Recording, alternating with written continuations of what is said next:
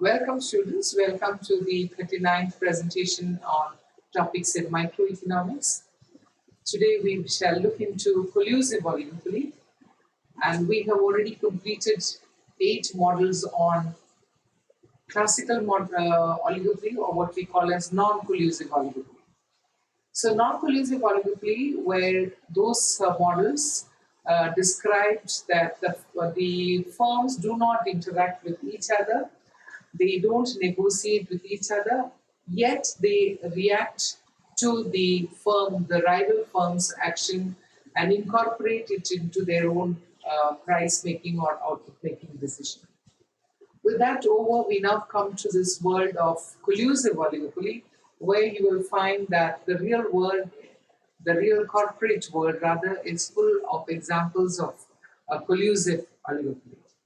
So let us see some examples of oligopoly across India and the world, and we shall also see the theoretical structure behind collusive oligopoly. This presentation will only look at the introduction to oligopoly and say what are the factors that determine oligopoly, what are the factors that deter oligopoly, what are the ways in which the government controls oligopoly, and what are the fallouts of these kind of oligopoly firms. So we shall see some of these issues in this presentation today. Look at these pictures that I have selected for you. The LG, Sony, Samsung, Nokia, Whirlpool, Toshiba. These are one category of firms who belong to producing household appliances. So they form a few firms and they operate in the oligopoly market of this household durable equipments. We also have the accounting firms, for example, the PwC, Deloitte, and others. Then you can see here, or the oil, that is SR and Oil, Reliance, etc. This side you can see McDonald's, Pizza Hut, and Burger King. Now these are examples of oligopoly in different groups of industries. They are different industries, and in that industry you can find there are just a few firms who operate in that industry. So what will be the behavior of these firms when they interact with each other? Will they behave as friends or as foes? Will they compete with each other or will they cooperate with each other? That's the big question that we need to understand in collusive oligopoly. Yet another set of, you can see that Coke and Pepsi are two firms here, duopoly firms here, making very similar products, but you can see them that they're always at a price war, they're always competing with each other. You can also see the medical pharmaceutical industry with the medical names that we are familiar with in the market, with Johnson & Johnson and Novartis and Pfizer and Merck and all of these. So these are all firms which produce similar products and they are in the market together. You also see automotive companies in the world and automotive companies in the country. So these are many, many examples, many more examples of this kind. If you get interested in this topic, you will find that there are many, many firms and in a particular industry, and there are many industries producing different kinds of products, but having a few number of firms. So I shall now go into the theoretical background for this kind of a subject. The idea of collusive oligopoly is associated with the Hungarian-American economist of Yale University, William Fellner. He wrote a book on competition among the few and oligopoly and similar market structures, written in 1949, but published as a book in 1960. What was the task that he took upon? The first thing that he did was he did a review of the existing duopoly oligopoly models in the non-collusive category. That is of Kurnos, Bertrand, Edgeworth, Stackelberg, and Chivery. All of them belong to the non-collusive or classical oligopoly, and he makes an examination of all of them. What does he find out? He finds that these classical models of oligopoly in some way, they were able to show that there is a deviation taking place from pure monopoly to a form where there are more than one firms operating in the market. But he also said that this analysis was very mechanical, and he also said that at times it was extravagantly unreal. Some of the models we saw that it could be quite unreal, but nevertheless it served the purpose of highlighting to us how these, when there are more than one firms, how do they interact with each other on price and output. So what he felt was important, it was important to identify the strength, the comparative strength of the forces which produce this deviation. Why do firms become duopoly? Why do firms tend to become oligopoly? That is what needs an analysis, and that analysis will give a grounding structure to develop models later.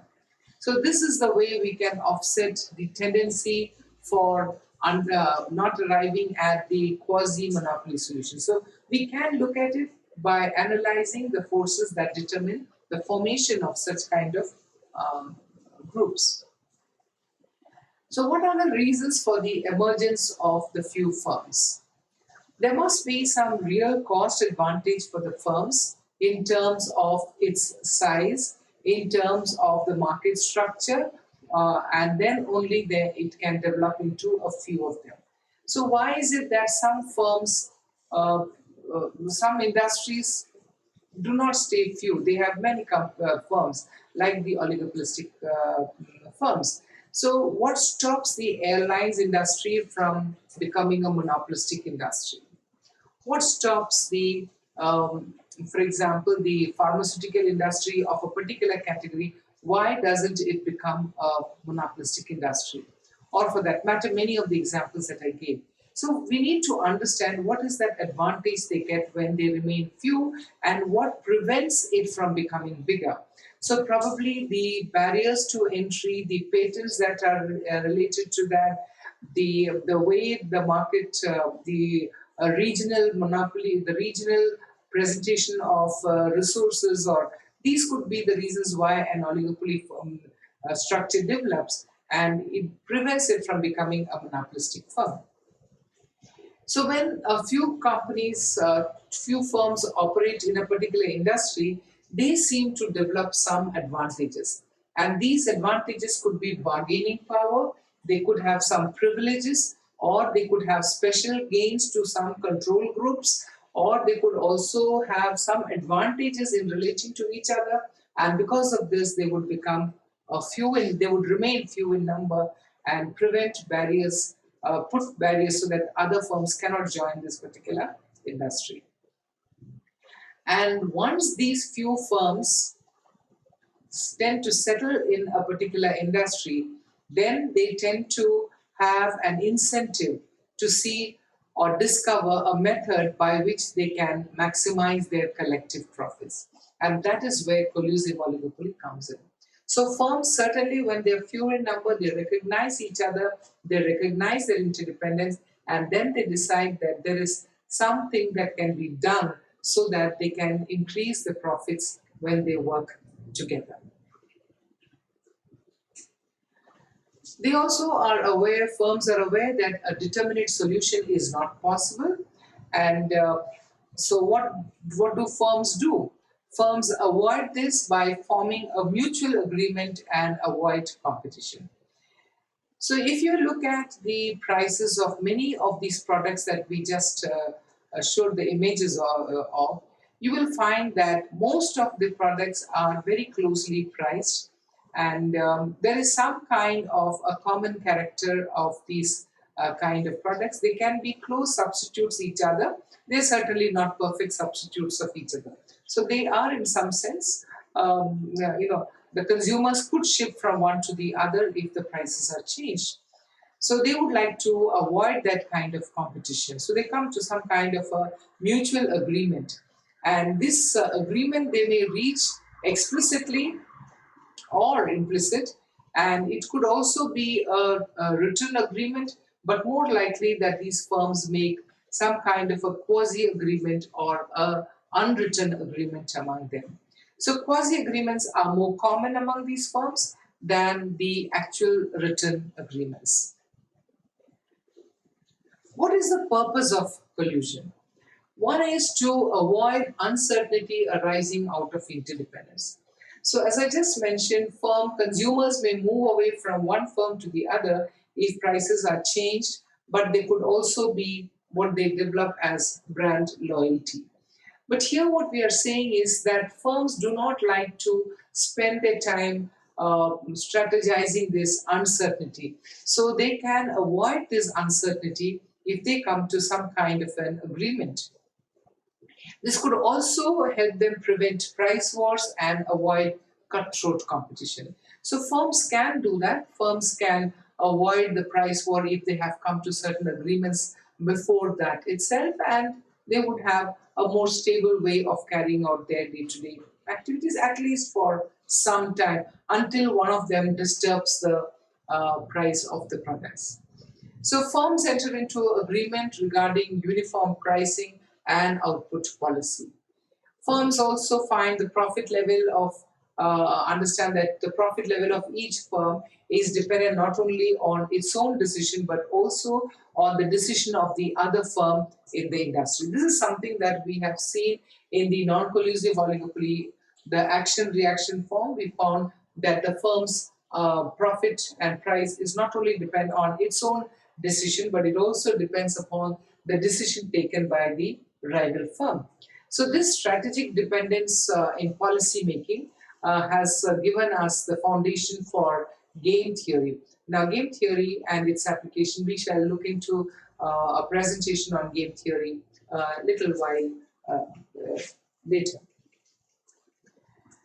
Now, what do these collusions firms do when they are colluding? So it involves price fixing. It could involve in market rigging. It could, all these activities, what they do could result in reducing their marketing cost war. Otherwise, they have to spend a huge amount of money on just marketing their produce. So if they come to some kind of an agreement, and if all the firms participating in that industry come to some kind of an agreement, then, and the price ranges are already fixed by them, then the amount of money that they need to invest on these competition can be reduced and saved.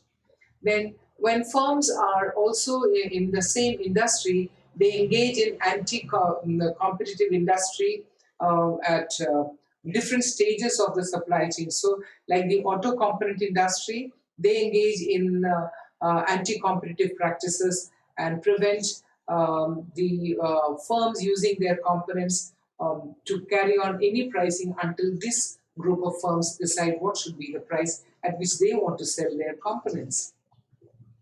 So this kind of collusive activities leads us to two types of models. One is called the cartels and the other one is called as price leadership. Again, these two models will be done in course of time. So what are the outcomes of collusion? Of course, when firms collide with each other, the only objective they have in mind is to make the maximum profit. In the bargain, what will happen is they will fix prices which will be higher than what would be determined by the market forces, and also they will supply output which is lower than what the firm would have normally produced. So firms may act as a monopoly and they may reduce their individual output and make collective output equal to that of monopolistic output to earn higher profits. So they would join together, reduce the output, behave like a monopolist, and then make the best out of that arrangement. But then we also know that this kind of a collusive arrangement that firms make need not be inherently stable. They could have problems among the firms, and this kind of collusion may break down. So though they want to have it as a long-term arrangement, it doesn't really work that way. It tends to have inherent unstable possibility. And what can also happen is the most efficient firm in this category will be tempted to break away from this group, and they may cut the prices or they may increase the output if it suits them in course of time. So one of the things that we understand about the oligopoly firms is, so long as trust among the firm is fine, business is fine. When one finds that there is an opportunity for that firm to outwit the other firm in terms of pricing or output, they will just break this collusiveness. So it is a very opportunistic way of understanding how business actually works among these few firms. Now, is collusion desirable? That's the question.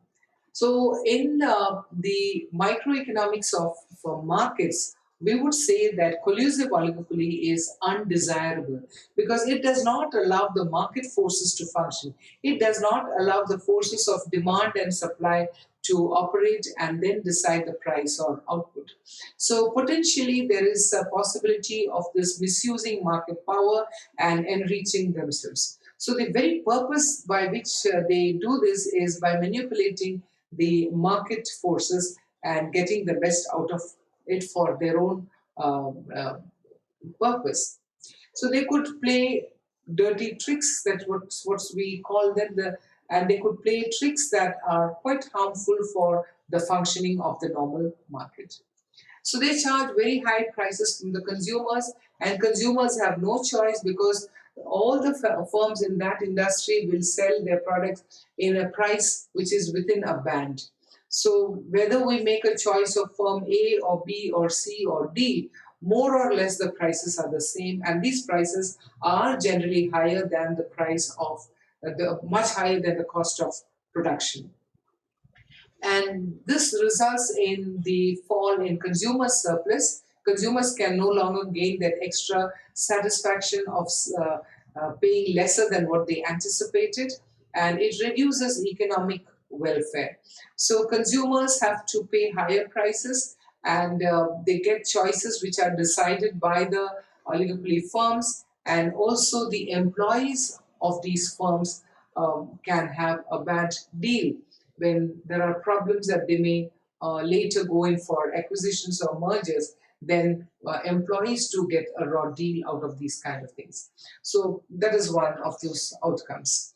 Now, the other outcome of this collusion is they act as a barrier to the entry of other firms. Remember, when we said perfect market, it allows for a free entry and free exit, and a monopolistic market also we more or less they have free entry and free exit. Monopoly has no free entry and no free exit because there's only one who sells it. Here there are few firms, but they work in such a way, this collusion will work in such a way that it prevents any other firm or new firms wanting to join. And this could be the huge investments that these firms may entail, and it could prevent other firms from joining. It is not that they do not enter at all, but there are significant barriers for entry.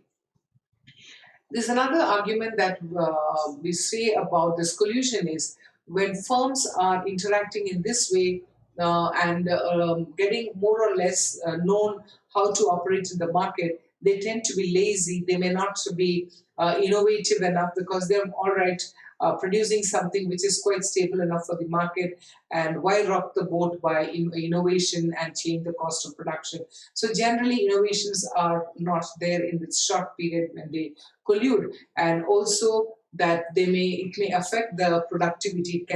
It can stop them from improving the productivity because they have already marked up their profits than what they should normally get in terms of their cost of production.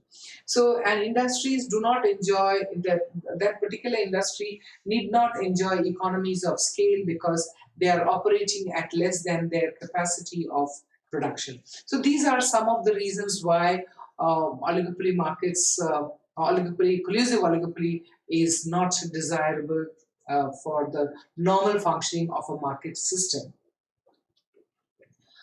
Now, the other question that comes up is, when is this possible? When is it possible to have this kind of a collusion? There are certain subtle conditions that are necessary, then it works for them. One is when there are a few firms in that market, only then this kind of collusion will work. And why?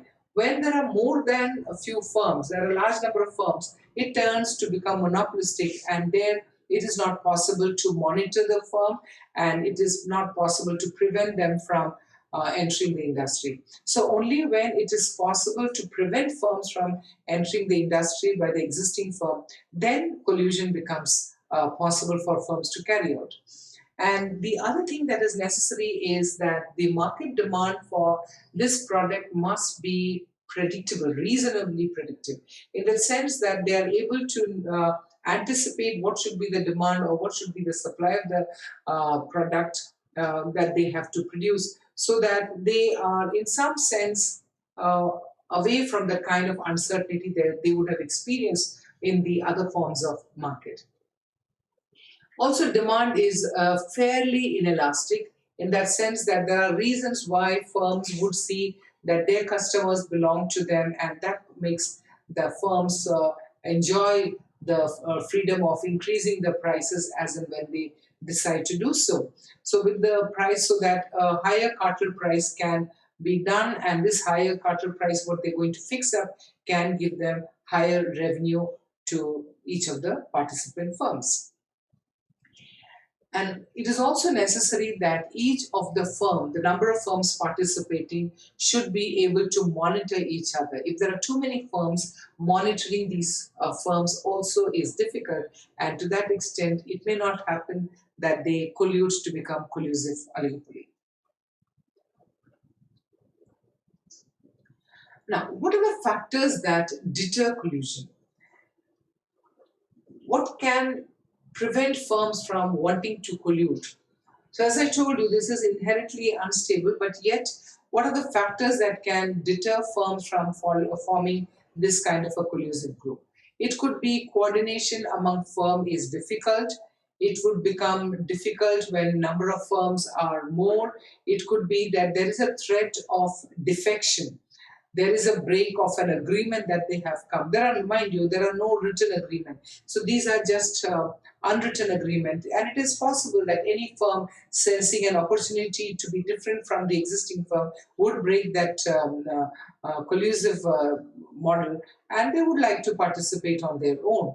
So it could also be that one could undercut the profit. It could also change the price, but it is not necessary that once they have aligned themselves in the matter of a collusive nature, that they will always remain permanently loyal to the group. They don't. In fact, oligopoly market is a market of sheer opportunism, where they see when it is convenient for them, they cooperate. When it sounds that not convenient to them, they compete with each other. That is the very nature of oligopoly markets. There's another factor which deters them from forming a collusion.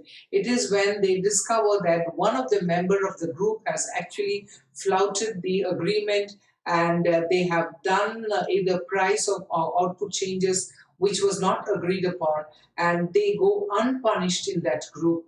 Then the question is that this particular other remaining firms lose faith in that kind of collusion, and they may dismantle that collusive unwritten agreement. So it is possible that firm may move away from that, or not get into that, because their experience might show that firms are not loyal to this unwritten agreement that they form. What are the unfair practices that they get engaged in?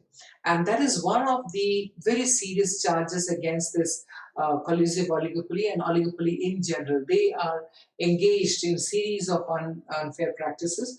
I have just mentioned some of them, but there are numerous kinds of unfair practices which are both fascinating as well as quite intriguing, that these are the ways in which firms could actually outwit each other, and these are the ways in which they could outwit the consumer or the government. It's also at the government.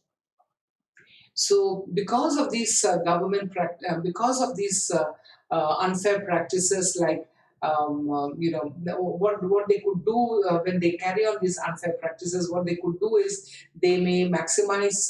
The government would like to make competition laws, and these competition laws is designed so that they help maximize consumer welfare. they prevent market manipulation, and contain corporate greed.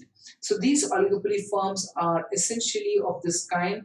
They manipulate the market, they tend to reduce consumer welfare, and they are in their corporate greed to become rich. That's the very nature of oligopoly firm. And therefore, competition laws are made by governments. All governments who are following market economics definitely control the behavior of these oligopoly firms. So they may fix prices, not letting market. Now, generally, we know that market forces of supply and demand determine the prices. Here, we don't allow the market forces to operate at all. The supply is manipulated on one hand, and therefore the price is fixed at the level which the firm decides, and demand has nothing much to do with setting of the price. And since the products are very close related to each other, and that there are just a few firms selling the product, it becomes extremely difficult for consumers to make any choice in terms of prices, except that they may get into a brand loyalty and may continue buying them. So it is not the market forces which is open through which the prices are determined. There are questionable business strategies that these business firms operate, like allocation, geographical allocation, or there is a quota in allocating how much quantity should be produced by each of the player, depending. We shall look into those kind of issues a little later. It can also be bid rigging. For example, if there is a bid to a tender, then they could rig that. They could decide among themselves who would get it the first time, the second time, the third time, so that 3 or 4 firms get equal share of the market. So that's very unfair. They don't play the fair game of participating in these kind of tenders. They could also have tying sales that when you buy one product, then you should buy another product. Only then this second product is available. So these kind of activities are very much common that they practices. And there is a predatory pricing. If there is one firm, then they could just undercut that pricing firm, and they could wipe off another firm in such a way that they sell it so low that one of the existing firm may just collapse and may be taken over by the existing firm. So these are some of the things that we know of these kind of markets. So Microsoft at one time had its problem of I think something on predatory pricing they had, and therefore they were penalized by the US government. So there's a huge penalty that comes on the firms when they get into this. Now you can see that we have several examples of these kind of in the mobile telephony, for example. We have seen how the firms, all the firms give us their services of similar price range and the similar allowances in terms of the number of call or the data use that is available. Now, these are done not by market forces. Whether we demand it or not, we have no option but to take what is given to us. That is something that is against free play of the market. And that is where the resources of the country are not optimally utilized, production is not optimally done, and therefore we find that there is a need to control this behavior of oligopoly firms. So we have in India the Competition Commission of India. Each of the countries of the world have got their respective antitrust policies, what they are known as, and they work on controlling the behavior of oligopoly in terms of forming collusive oligopolies. In India, we had what was called as the Monopolies and Restrictive Trade Practices Act way back in the 60s, when the economy was working under planning. The planning was deciding the productive activities of the country, and at that time we had the Monopolies Restrictive Trade Practices, which gave permission to firms if they wanted to expand or if they wanted to set up a plant in the category of the market sector, then they had to seek permission from the government. Now, this also gave that the many of the monopoly elements that we had belonged to the government in the form of public sector units, and whatever was left to the private sector would come under the MRTP Act. Now, this MRTP Act went on for quite some time till about the 2009. But then by 1991, we had already privatized and liberalized our economy, and we were moving into the market economy, which required a repealing of this act of monopolies and restrictive trade practices, because we were going to witness the participation of many more firms into the industry, and we would have had many foreign firms also which is going to participate in that industry. So MRTP Act had served its purpose, and it was time to move on to form something more market friendly, and that is how the Competition Commission of India Act was passed in 2002, and it came into force in 2010. So many revisions and many discussions, and then it came into action in 2010. What is the function of this Competition Commission of India? The Competition Commission of India is to eliminate practices that has adverse effect on competition. So all the examples that I just spoke about intervening into the demand and supply market, they reduce the consumer's welfare. So the CCI's task is to remove or reduce this kind of practices that adversely affect competition. And the CCI's permission is to promote competition and to sustain competition. It is not for encouraging firms to, because of predatory pricing, some firms would collapse. That is not the purpose of the CCI. The CCI would support the firms to contain in a fair price mechanism and operate. It would also protect the interest of consumers, where the consumers can actually go to the court and see that these kind of practices that oligopoly firms do can be questioned there. We also have ensure the trade, freedom to the trade.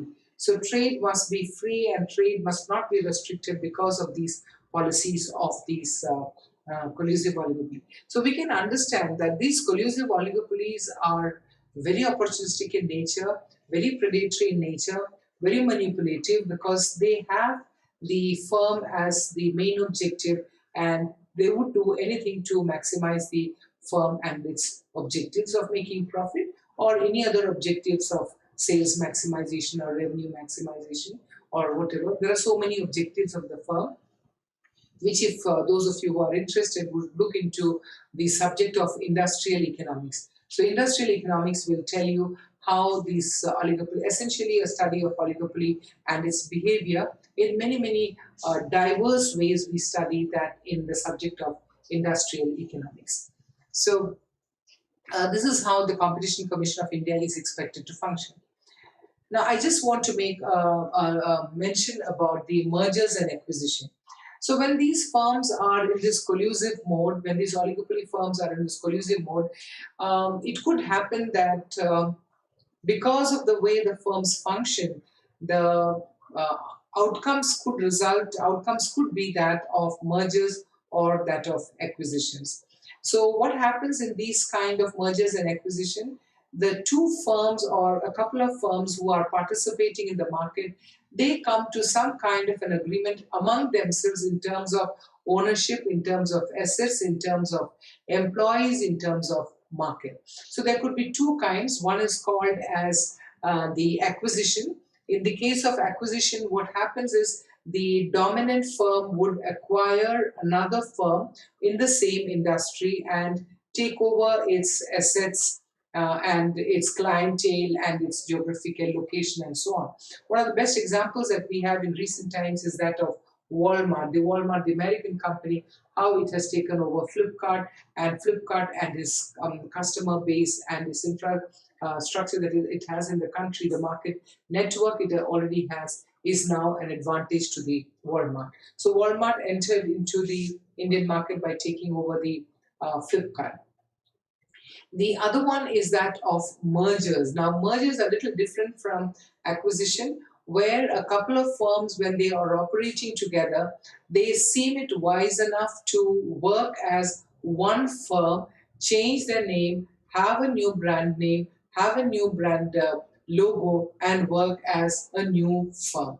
So this is also something which we have seen very much in our Indian market situation. For example, we can have the Airtel, Idea and Vodafone. Very recently, sometime in 2020, the three firms, there were so many of these firms giving mobile telephony services, but then in course of time, many of them were made losses, many of them sustained the market, but not enough to fight another one single player. So what these firms did, some of these firms like the Airtel, Idea and Vodafone, they joined together. Each had a separate identity, each had a separate customer base, but then they joined all of them together to form what came to be known as the we.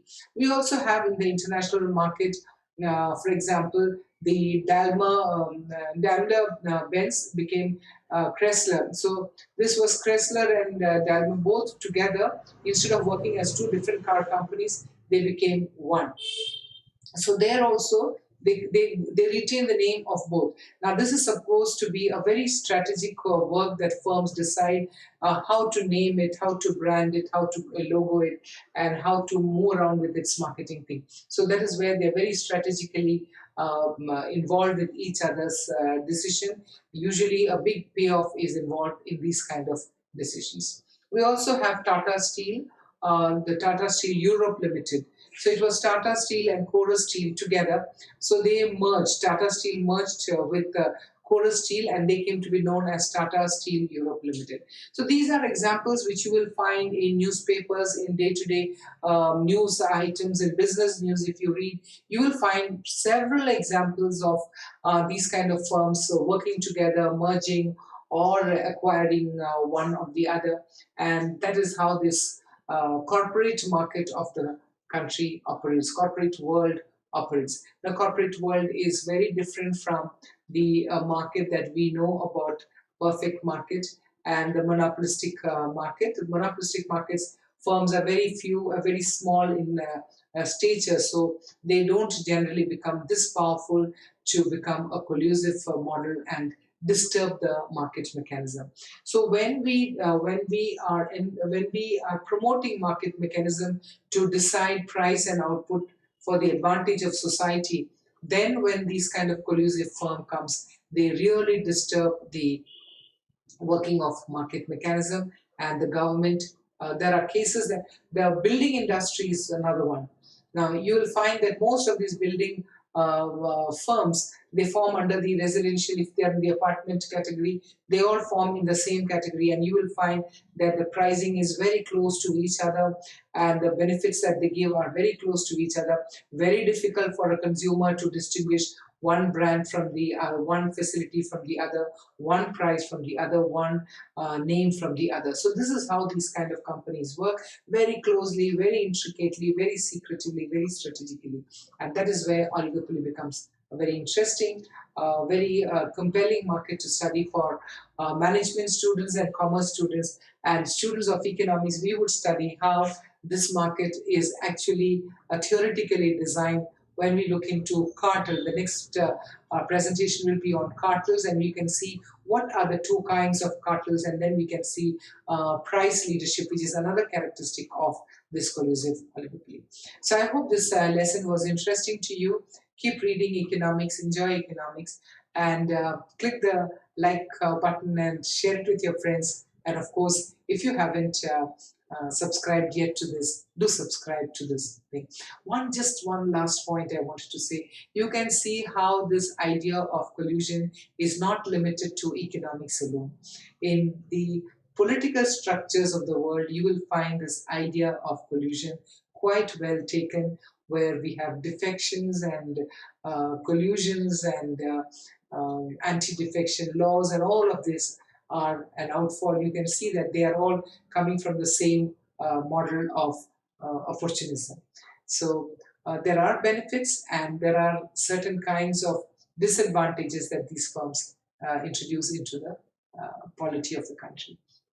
So thank you very much. The next one is on cartels.